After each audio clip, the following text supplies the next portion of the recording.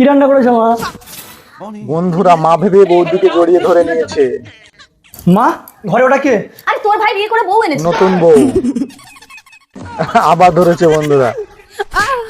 কি হচ্ছে এটা? ভাই হঠাৎ তুই বিয়ে করে এসেছিস, বাড়িতে কাউকে বলেছিস? তুই সারা জীবন বিয়ে করবি না বলে কি আমি সারা জীবন আইবুড়ো থাকবো নাকি? তা বাবা মা না দেখে দিলে আমি কি একা একা বিয়ে করবো নাকি? তোর ভাইকে তো দেখে দিতে হয় না, ও কি করে সুন্দর একটা মেয়ে বিয়ে করে আসলো? আমি ওসব প্রেম টেম করতে পারবো না। আজকাল প্রেম না করলে কেউ তোকে মেয়ে দেবে না। বৌমা তোমার বুকে লাগলো কি করে? ভাসুর ধাক্কা মেরেছে।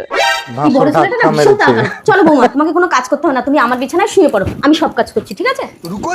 প্রেম না করলে নাকি বিয়ে হবে না? বৌমা কি হচ্ছে বন্ধুরা এটা? পোড়া মুখে ভাসু, তুই কি তালকানা নাকি? কি হয়েছে গো মাম্পি? দেখো না তোমার দাদা ঘন ঘন এসে আমাকে জড়িয়ে ধরছে। ঘন ঘন জড়িয়ে তোমার এই বড় ধরছে। ছেলেকে বিয়ে দেবে না, শুধু আমার বউকে ডিস্টার্ব করছে। এটা ওর দোষ নয় তো।